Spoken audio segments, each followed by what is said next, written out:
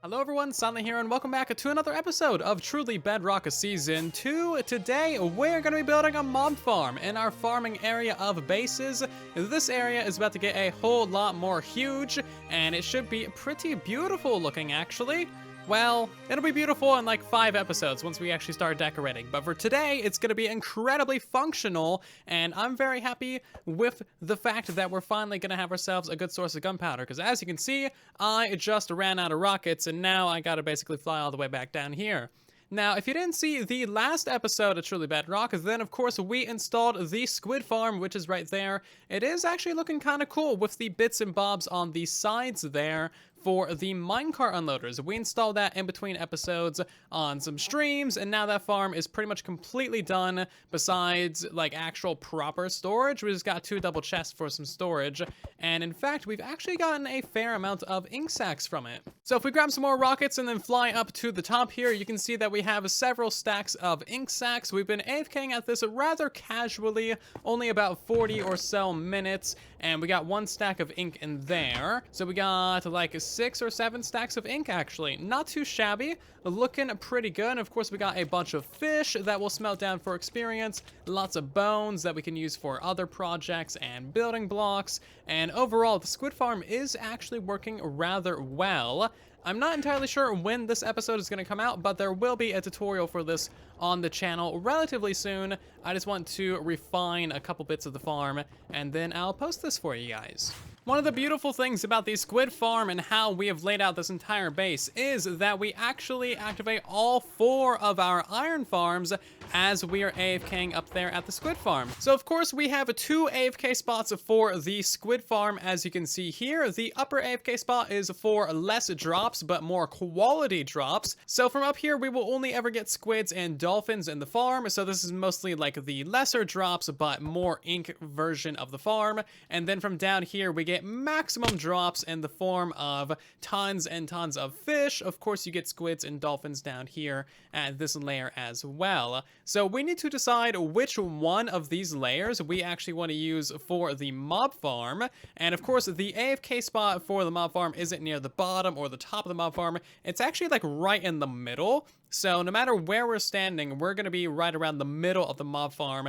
And I'm thinking because of that fact, we're going to have to AFK at the higher spot. That way, when we build up the mob farm, we don't have any form of spawning platforms or trident killers or anything like that intersecting with our redstone that we have down there. So we're going to have the mob farm be going like 20 blocks down and 20 blocks up from this AFK spot, and it's going to be rather massive. Now, something I kind of forgot to think about when building up the Squid Farm is that squids need direct sky access, so they can't have any solid blocks above the water, otherwise they simply won't spawn. So if we have like a mob farm 20 blocks up in the air with its solid block spawning platforms, nothing is going to spawn in the water beneath that. So it is actually kind of a good thing that we made the Squid Farm a little bit on the smaller side. Let me do a little bit of math and figuring out of things and stuff, and I will get some basic infrastructure installed.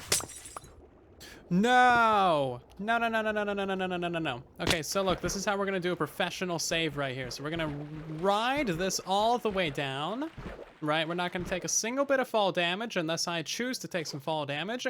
And I'm gonna choose to take some fall damage right now. Break out that block. The water's gonna hit that thing, flood that, and then flood right into the ocean. So instead of flooding this entire thing and breaking the entirety of the farm, we're just gonna break 1 piece of redstone dust, which we will then place back and put that block back. Bam! Professional Minecrafter. I've done a little bit of figuring of things out, and of course we got our spawning spheres texture pack on to help with that, although we can turn that off for now. I don't need that anymore. So we're going to be building 2 mob farms, of course, one on the west side and one on the easterly side. Technically, it is better to build them on the north and southern direction. However, for the aesthetics and good lookingness of the base, I'm going to build it on the east and west, and ultimately it shouldn't really have that big of an impact on the rates. So assuming that this right here is the AFK spot of the farm, we need to go downwards from here by 19 blocks, which takes us all the way to here, and this is still going to be the center basically. And then of course we got to count out to either side by 30 blocks. And by the way, a very convenient little trick for counting blocks out is just to put that number of blocks on your hotbar. So I only had 30. I know that we've gotten 15 out because I got another 15 on the hotbar, and that is going to take us to exactly 30 blocks out in either direction. Now, this stone blocks is going to be replaced with packed ice or normal ice later on because, of course, we can't have any solid blocks above this water. So now we are going to branch out from here to either direction, install some trident killers on either sides, and then slowly but surely build up the majority of the mob farm going upwards until we have 2 giant farms on either side that should produce around 6,400 items per hour with looting 3 and with experience. Overall, I'm really looking forward to it. It's going to be so nice to finally have some mob farms on the server. I've gone basically the entire season with just that teeny tiny little mob farm that I built in the chunk tower.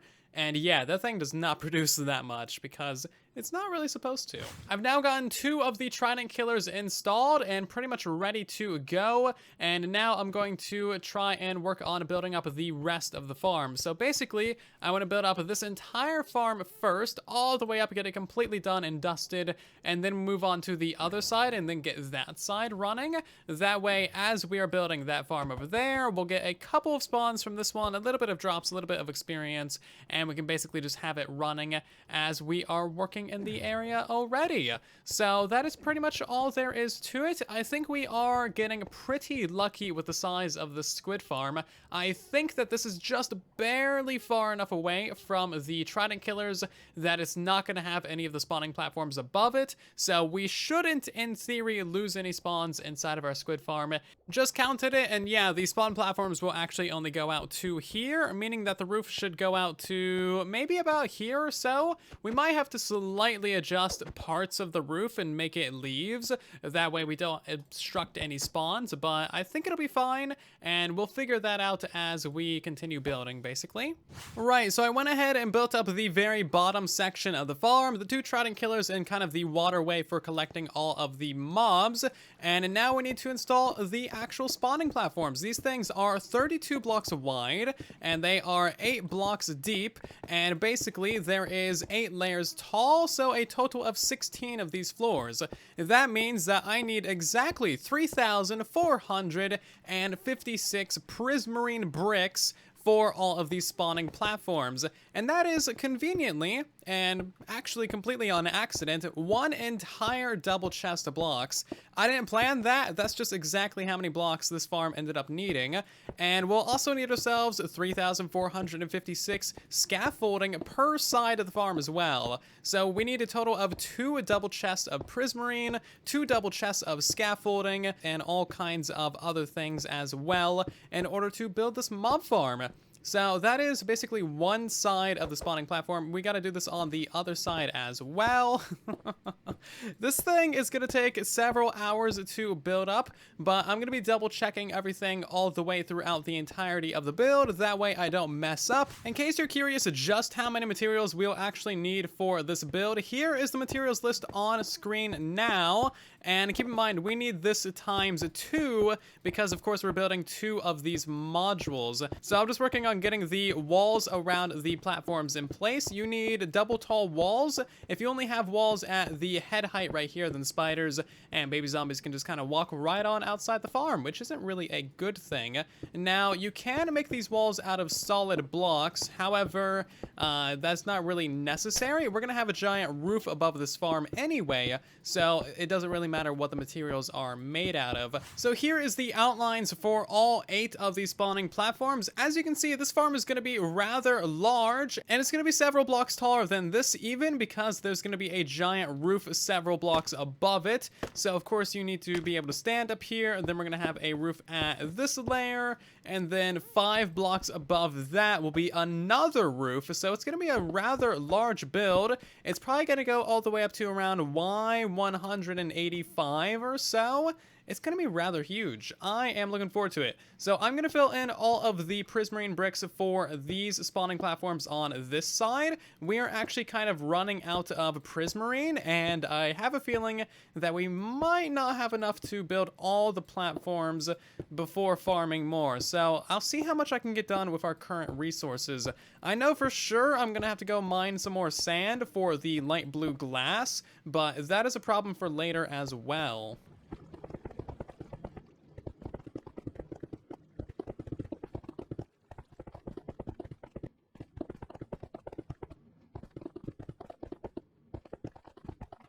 You know what Minecraft really needs? We need a prismarine crystal block. I've been crafting up so many things from the Guardian farm, and I have like 5 or 6 or 7 or 8 or 9 or 10 double chests full of prismarine crystals, and not nearly enough shards to turn them into sea lanterns. You get way more crystals than you could ever possibly use. This is literally every single prismarine block brick I now have to my name. I hope that that is enough for this little project. I currently have Silent 2 down here AFKing at this farm, and he's going to be standing down here getting all the experience. He currently has 420 levels. Nice. Alrighty then, every single one of these spawning platforms is now installed, and in order to be smart about this, I'm now gonna go mine a bunch of sand, probably like an entire shulker box full of sand. That way, as I'm placing the rest of these prismarine bricks, the sand will be smelting down, and then by the time I'm ready to place in all of these walls, we can actually have all the glass ready to go to be dyed. So let's head over to the desert. Sand! But not the dead bush. Mine everything around the dead bush. Do not kill the dead bushes. They deserve respect, and they're also very rare and an unrenewable resource. Sand, sand, sand, sand, sand. It's gritty, it's coarse, it gets everywhere. It's rough, it's irritating. Oh, how I hate sand. But once you smelt it down, it becomes smooth and clear. And then you can dye it and use it for all of your technical builds. But then you need to be very careful with it. Otherwise, when you punch it, it breaks. That is the story of sand. Oh yeah, something I actually just thought about as my shovel's about to break is they did just fix block lag on the Bedrock edition. If you didn't see my recent Bug Rock of the Week episode, you might not have heard about this, but there's a little fix that you can turn on for Bedrock dedicated servers. This basically completely removes block lag of every kind. It makes it so that you can have unbreaking. It makes it so that you can have mending on your tools without any issues at all. And currently the fix is kind of like an experimental thing that is only for the Bedrock dedicated servers. It hasn't rolled out to Realms or anything else yet, but it is a very, very promising fix, and I know that everyone that's tried it thus far has had a really good experience with it, so we'll likely see that getting rolled out to probably everything else like sometime soon. I really need to get myself a super smelter over here because this thing is just not really cutting it anymore. I got like 11 manual furnaces. And you know the issue with that is? They're manual, which is bad. Okay, so now that all of that stuff is smelting down, it is time to install the next platforms for the mob farm. I'm still really hoping that I have enough prismarine bricks for all of this, but again, the second account is down there AFKing away, getting lots of these prismarine shards for us. So here's hoping we actually have enough materials to complete this side of the farm. I think luck is just barely on our side when it comes to this project. We are having just enough resources left over to complete all of these spawning platforms. All 16 of these floors are now in place, and we have a total of 26 prismarine bricks left over. Oh, actually, I guess we got a few more in the inventory. Okay, never mind. We're not actually that low. A stack and 30. So now it is time to grab all of the glass and fill in all these little walls that go around the platforms as well. I'm nearly done installing all of the glass walls now, and at this point I am starting to develop some quick placing tactics for all of this. Like, I realized that you can just jump across the ceiling to get a bunch of these glass blocks placed really quickly, and then if you go ahead and run backwards, you can place in all of these ones pretty quickly as well, and then you get in this little side wall. Boop, boop, boop, boop, boop. All of those get placed, and then you basically just keep on run jumping and place in all of these dudes.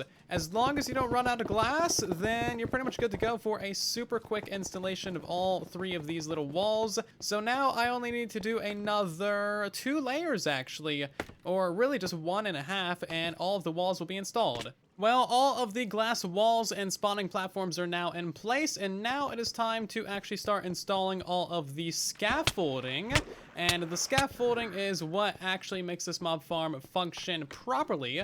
So basically, the feet of the mob spawn inside the scaffolding, and then we got some water above the scaffolding to push all the mobs down into the water streams, which then, of course, lead them into the kill chambers and trident killers. Really, it is all quite very straightforward, but installing the water is actually not straightforward because, well, Bedrock edition, more or less. So what we need to do is we actually need to place ice above the very back row of scaffolding. So if I go up to one of these upper rows here, I already placed in a bit of the scaffolding. Basically, again, we need a scaffolding on every single one of the blocks. We can't place water buckets like there and there because they won't form a water source in the middle, and we also can't break ice above a scaffolding because that does not create a water source either. What we have to do is we have to place down the ice and then let it melt naturally via high light levels. This is pretty much the only way of actually guaranteeing that every single one of these turns into a water source.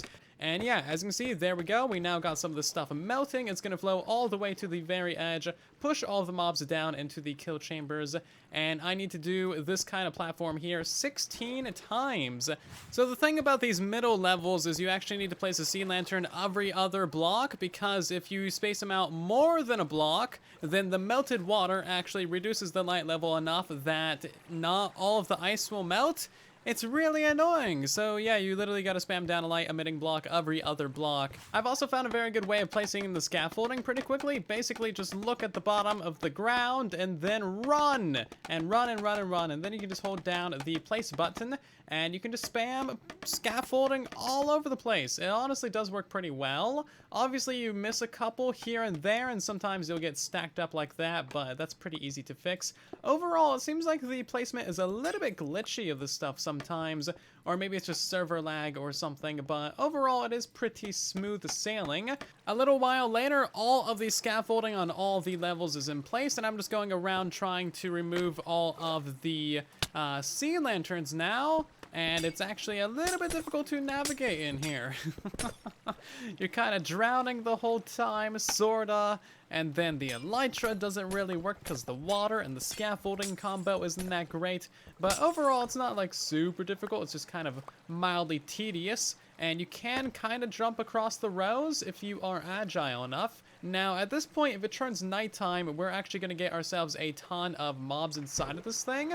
It is basically already active as soon as we have the scaffolding and water in it, so I do have to start being careful. So we actually need a significant amount of leaves for the top of the build as well, because leaves actually reduce the light level, and they allow the surface spawns for the top of the farm as well. We can't use slabs or anything like that, because slabs let through light, of course, and we can't use solid blocks because that would just convert it into a cave spawn, and we would lose a significant amount of our rates in our farm. So we need to use leaves. There are other alternatives. This thing only has like 9 leaves. That is the most pathetic tree ever when you're trying to farm leaves. So yeah, there are other ways to get these surface spawns inside of your farm. In previous updates, we could use the solid block and slab combo, but they've since fixed that. And there's some ways to use like water or ice, but all of that seems rather messy. And leaves are such an easy thing to get in mass. I really see no reason not to use these for the mob farm. So that is what we're doing. I started placing in the roof, and then I ran out of leaves immediately because I underestimated how many leaves I needed. So I think that this is pretty much like the quickest that I've really built anything in Minecraft, especially on this world. I'm just kind of blazing through this entire project. I know that this video needs to go out tomorrow. It is already 1:20 a.m. and I gotta get this stuff done. Another one of the 9-leaf trees, really? Anyway, I am just kind of blazing through this, trying to find all of the quickest methods to do all of the things, and so far it's actually turning out really well. The leaf roof is now in place, and again, this is to reduce the light levels. You can see that it's significantly darker in here now. In fact, on all of these inner edges right here, it's probably dark enough to spawn mobs already, so that's a very good start. I need to install the first dairy little, like, teeny tiny roof, and this one is to prevent the Enderman from spawning. Progress is coming along very, very well. We just need to install the extension to the main roof up here. So this needs to go out by 7 blocks? I think 7 blocks in every direction. That way, all of the light is definitely gone, and that way mobs can spawn absolutely everywhere inside of the mob farm and not have any issues whatsoever. So we need to extend it on the corners like this, and then of course extend it going all the way around the entirety of the leaf roof, basically. And that's basically the outline of the finished roof. Silent 2 is coming in very clutch right here with the prismarine brick supply.